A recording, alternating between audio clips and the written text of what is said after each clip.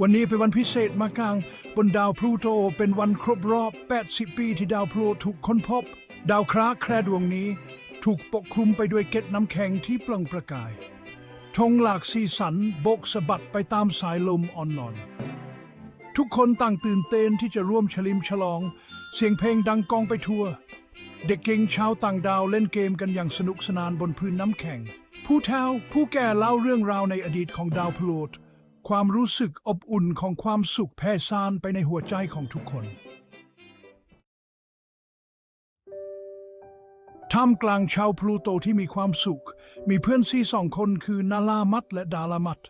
นาลามัดมีดวงตาที่สดใสและชอบผจญภัยเสียงเที่ยงในบทบาทส่วนดาลามัดเป็นคนใจดีและอ่อนโยนพร้อมที่จะช่วยเหลือผู้อื่นเสมอนาลามัดและดาลามัดอาศัยอยู่กับปู่ย่าตายายของเขาในถ้ำน้ำแข็งที่แสนอบอุ่นปู่ย่าตายายของพวกเขาเป็นคนฉลาดและรักพวกเขามากพวกเขาสอนพวกเขาเกี่ยวกับความสำคัญของการแบ่งปันและการดูแลชุมชนของพวกเขาเมื่อดวงอาทิตย์เริ่มตกดินสิ่งมหัศจรรย์ก็เกิดขึ้นยานอวกาศที่เปล่งประกายระยิบระยับราวกับดวงดาวนับพันลงจอดใกล้กับดาวพลูโตนาลามัดเต็มไปด้วยความสงสัยวิ่งเข้าไปหามันเสียงที่หนึ่งในบทบาทนาลาดมนุษย์ต่างดาวที่เป็นมิตรก้าวออกมาพร้อมกับถือกล่องเล็กที่เปล่งประกายนี่คือของขวัญสำหรับชาวดาวพลูโตมนุษย์ต่างดาวพูดด้วยรอยยิ้มนาลามัดค่อยๆรับกล่องมาด้วยหัวใจที่เต้นรัวด้วยความตื่นเต้นภายในกล่องเป็นอุปกรณ์ที่สามารถทำความสะอาดชั้นบรรยากาศบางด่างของดาวพลูโตได้มันสามารถทำให้อากาศบริสุทธิ์ขึ้นและช่วยให้พืชเติบโตเร็วขึ้น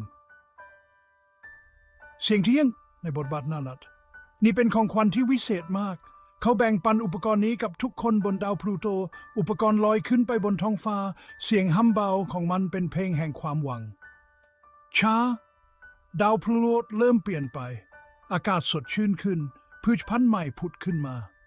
แต่งแต้มพื้นน้ำแข็งด้วยสีสันสดใสนาลามัดและดาลามัดแบ่งปันผลไม้และผักสดจากพืชพันธุ์ใหม่กับทุกคนของขวัญจากดวงดาวได้นำความอุดมสมบูรณ์และความสุขมาสู่ดาวค้าของพวกเขาผู้คนต่างช่วยกันเพาะปลูกพวกเขาแบ่งปันผลผลิตและฉลิมฉลองร่วมกันจิตวิญญาณของความร่วมมือและความเมตตาแผ่ซ่านไปทั่วดาวพลูโตคืนนั้นภายใต้จันทร์ของคารอนดวงจันทร์ของดาวพลูโตทุกคนมารวมตัวกันเพื่อร่วมงานเลี้ยงอันยิ่งใหญ่พวกเขาร้องเพลงเต้นรำและแบ่งปันเรื่องราวแห่งความหวังและความสามัคคีของขวัญจากดวงดาวมันไม่เพียงแต่เปลี่ยนแปลงดาวเคราะห์ของพวกเขาเท่านั้นแต่ยังรวมถึงหัวใจของพวกเขาด้วยมันเตือนใจพวกเขาถึงความสำคัญของสันติภาพความสามัคคีและการทำงานร่วมกันเมื่อการเฉลิมฉลองสิ้นสุดลงนาลามัดมองขึ้นไปบนดวงดาวเขารู้ว่าอนาคตของดาวพลูโตสดใสเต็มไปด้วยความหวังและคำสัญญา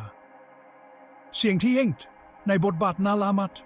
ความสุขที่แท้จริงมาจากการแบ่งปันการดูแลผู้อื่นและการทำงานร่วมกันและเขารู้ในใจว่าชาวดาวพลูโตจะยังคงเปล่งประกายจัดเหมือนกับดวงดาวบนท้องฟ้า